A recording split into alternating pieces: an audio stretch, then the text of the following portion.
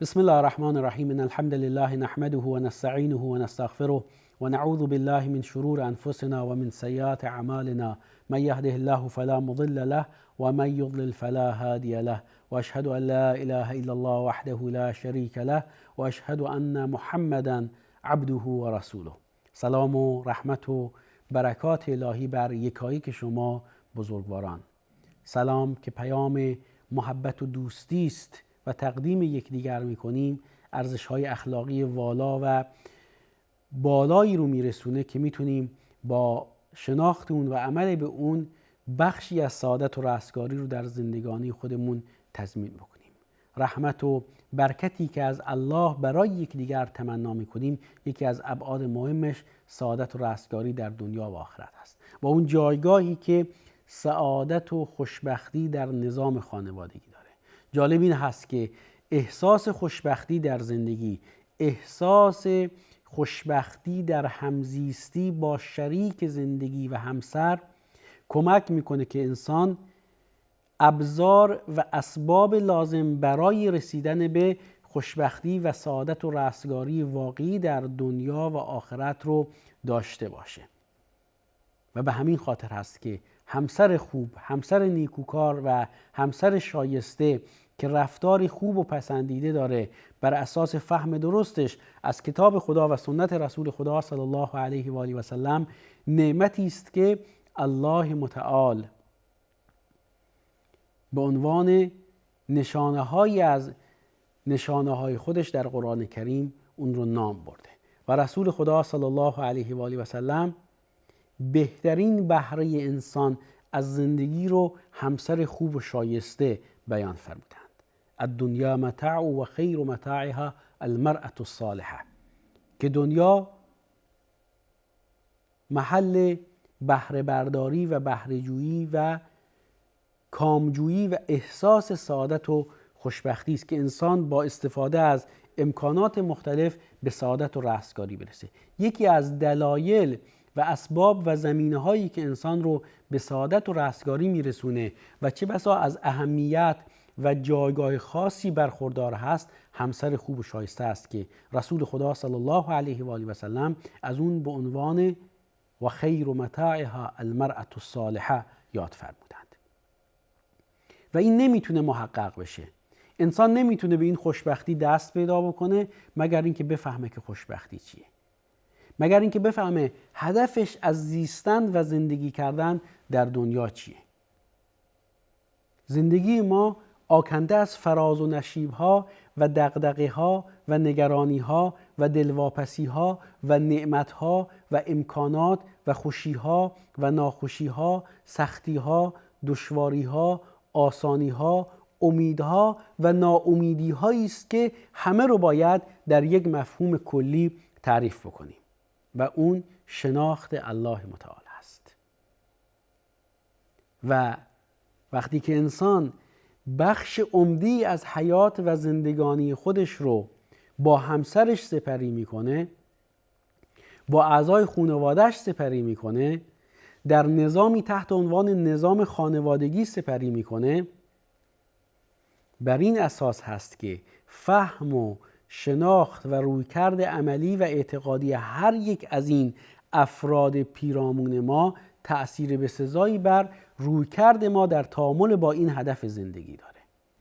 و به همین خاطر هست که انسان از ابتدا در هدف گذاری در زندگی خودش و تلاش برای هدفمند زندگی کردن انتخاب درستی داره و با انتخابی درست به خودش کمک میکنه تا در مسیر و راستای هدفی که به خاطر اون آفریده شده زندگی بکنه.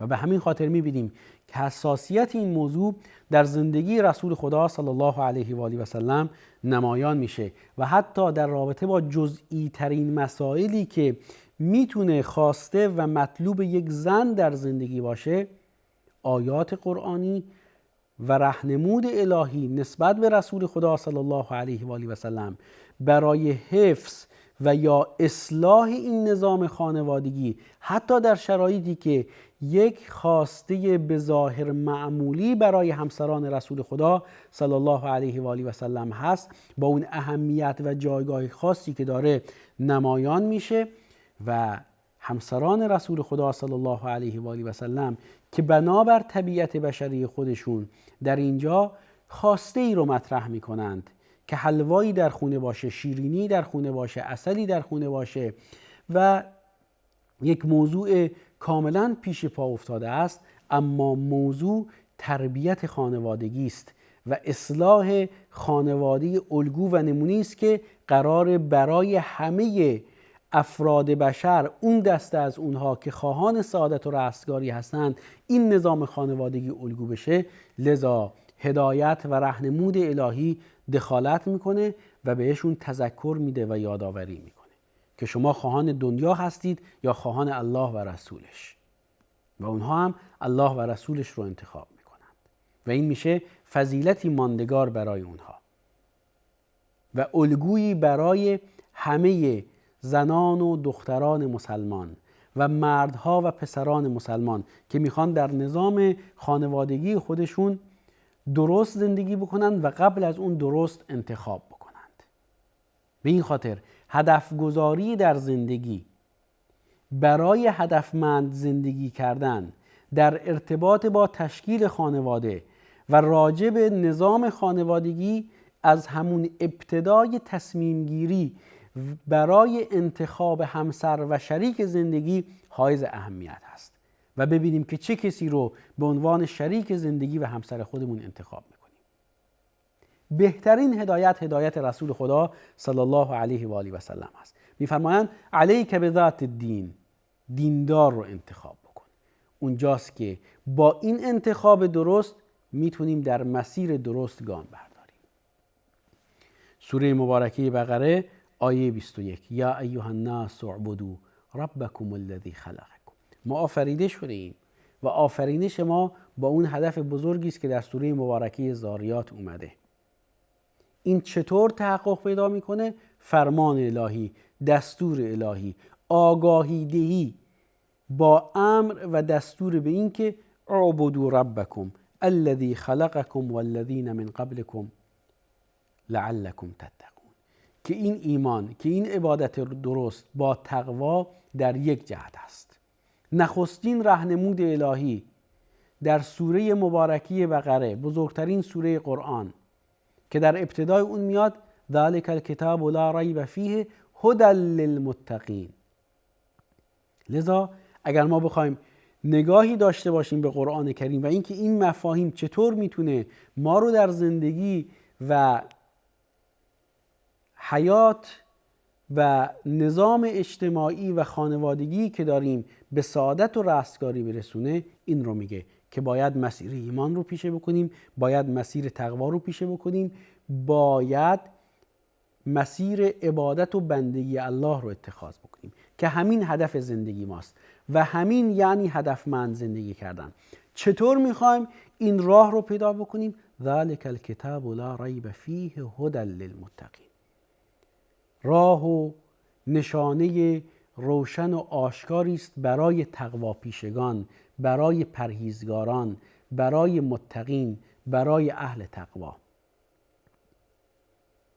که فرمان الهی رو آویزه گوش خودشون قرار میدن. نگاه میکنن ببینن دستور الله برای تعامل با همسر چیست. نگاه میکنن که الله متعال چه فرمانی داده برای اینکه با فرزندان خودشون تعامل داشته باشند. نگاه میکنند به اینکه دستور الهی، راهنمود عملی، راهنمود نبوی برای یک زندگی درست و شایسته در تعامل با اعضای خانواده چگونه است، چیست.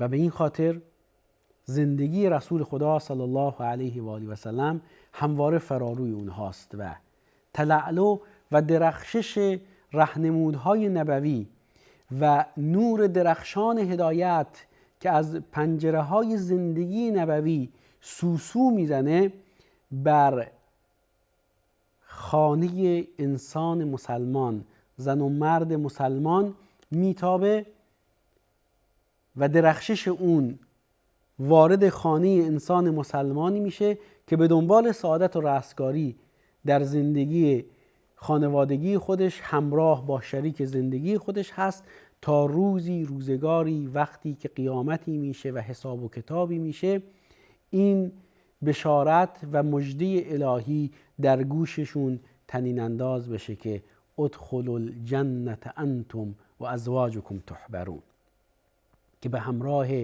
همسران خودتون در کمال سعادت و رستگاری و بهره‌مندی از نعمتهای الهی وارد بهشت بشید. فمن زحزح عن النار و ادخل الجنة فقد فاز. میخوایم به بهشت برسیم، میخوایم از عذاب الهی دور بمونیم، میخوایم که همین زندگانی گذرای دنیوی که داریم برای ما بهشت واقعی باشه، نه دوران کامجویی، نه دوران رفاه طلبی، نه دوران عیاشی و خوشگذرانی، بلکه استفاده از امکانات و نعمتهایی که الله به ما داده برای رسیدن به سعادت و رستگاری ببینیم که راهنمود الهی چیه. غیر از اینه که قرآن کریم به استوارترین راه ها راهنمون میشه. ان هذا القرآن یهدی للتی هی اقوم.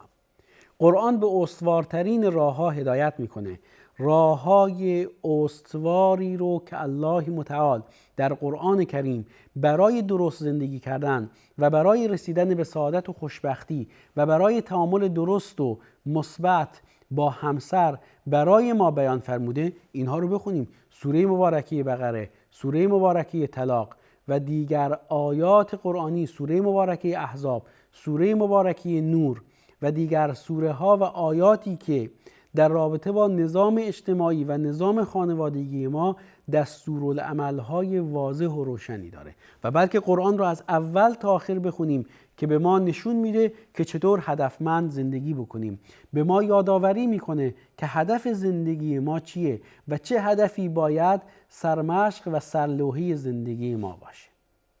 اونجاست که میفهمیم و در میابیم که چگونه با همسر رفتار بکنیم، چگونه با همسر سخن بگیم، چگونه رفتاری با همسر خودمون داشته باشیم. از خیالات و تصورات واهی بیرون بیایم، همسر خودمون رو آرمانی و دست نیافتنی نبینیم. اگه قرار باشه این چنین نگاهی به همسرمون داشته باشیم که ازش هیچ خطا و لغزشی سر نزنه، این که میشه فرشته و میشه معصوم، اما ما انسان هستیم، در ما لغزش هایی وجود داره یا لغزش هایی از ما سر میزنه، لذا باید با چشم‌پوشی و اغماض همراه با اصلاح از کنار این اشتباهات بگذریم. و رسول خدا صلی الله علیه و آله و سلم دستور دادند که لا یفرک مؤمن عن مؤمنة لا یفرک مؤمن عن مؤمنة ان کره منها شیئا رضی منها آخر. صفات و ویژگی های خوب همسرمون رو ببینیم. این راهنمود رسول خدا صلی الله علیه و آله و سلم هست که در سوره مبارکه نحل الله متعال نزول قرآن بر ایشون رو در کنار تبیینی که از سوی ایشون صورت میپذیره، یعنی با سنت خودشون راه رو برای ما نشون میدن و قرآن رو برای ما تفسیر میکنند، حکمت نزول وحی یعنی نزول قرآن و سنت برای ما بیان میشه که ما قرآن رو بخونیم، سنت رسول خدا صلی الله علیه و آله رو بخونیم که قرآن رو برای ما بیان میکنن، شرح میدن، توضیح میدن و این گونه ما میتونیم با شرح و تفسیر و توضیح رسول خدا صلی الله علیه و آله و سلم نسبت به آیات قرآنی که کتاب هدایت هست به سعادت و رستگاری برسیم. آیا غیر از اینه که در ابتدای قرآن کریم و بلکه در هر نمازی و در هر رکعتی از هر نمازی این رو از الله متعال میخوایم که اهدنا الصراط المستقیم، ما رو به راه راست هدایت فرما. لذا خواهر مسلمان من، برادر مسلمان من، پدر و مادر گرامی، فرزندان بزرگوار، خواهران و برادران ایمانی من، ما به عنوان مسلمان میگیم اهدنا الصراط المستقیم، دعا میکنیم در نمازمون، سوره مبارکه فاتحه رو میخونیم که بدون اون نمازمون کامل نیست، ناقص هست. ببینیم که هدایت و راهنمود الهی در زندگی ما چیست. برای اینکه خوشبخت باشیم، برای اینکه خودمون به خوشبختی برسیم، برای اینکه همسرمون رو خوشبخت بکنیم، چقدر قرآن خوندیم، چقدر سنت رسول خدا صلی الله علیه و آله و سلم رو مطالعه کردیم. اجازه میخوام اینجا در این بخش از برنامه شقایق از فرصت استفاده ببرم و بر این نکته تاکید بکنم: قرآن کریم رو بخونید، مفاهیم قرآنی رو مطالعه بکنید و در کنار اون سنت رسول خدا صلی الله علیه و آله و سلم رو مطالعه بکنید. کتابی رو بهتون پیشنهاد میدم، ریاض الصالحین و شرح‌هایی که بر این کتاب هست، از جمله شرح ریاض الصالحین با توضیح علامه ابن عثیمین که به فارسی هم ترجمه شده، در شبکه‌های اجتماعی، در فضای اجتماعی، در اینترنت قابل دسترسی هست. این کتاب رو مطالعه بکنید. نور هدایت رو، کتاب خدا رو، سنت رسول خدا صلی الله علیه و آله و سلم رو، مفاهیم قرآنی رو وارد زندگی خودمون بکنیم. به خودمون، به همسرمون، به فرزندانمون فرصت مطالعه در کتاب خدا بدیم، فرصت تلاوت قرآن کریم رو بدیم، فرصت تدبر در مفاهیم قرآنی رو بدیم. به فرزندانمون، به همسرانمون فرصت تدبر در احادیث رسول خدا صلی الله علیه و آله وسلم رو بدیم. پرده جهل و جهالت و غفلت رو از زندگی خودمون کنار بزنیم. اجازه بدیم نور هدایت، نور قرآن و نور سنت بر زندگی ما بتابه. این یعنی فقه خانواده، این یعنی بینش درست نسبت به خانواده، این یعنی درک درست از زندگی و این یعنی مسئولیت پذیری در قبال خود و در قبال خانواده. یا ایها الذین آمنوا قوا انفسکم و اهلیکم نارا. این فرمان الهی آویزه گوش هر انسان مسلمانی است که میخواد خودش به سعادت و رستگاری برسه و خانواده‌اش رو به سعادت و رستگاری برسونه. میخوایم خوشبخت باشیم، قرآن بخونیم. میخوایم خوشبخت باشیم، سنت رسول خدا صلی الله علیه و آله و سلم رو مطالعه کنیم. میخوایم خوشبخت باشیم، به راهنمودهای الهی و نبوی عمل بکنیم و این گونه است که هم خودمون خوشبخت شدیم و هم اعضای خانواده‌مون رو، همسرمون رو، فرزندانمون رو، عزیزانمون رو، پاره‌های تنمون رو به سعادت و خوشبختی رسوندیم و میتونیم از این طریق اونها رو به سعادت و خوشبختی برسونیم. در دنیا و آخرت سعادتمند و خوشبخت باشید. الله نگهدارتون.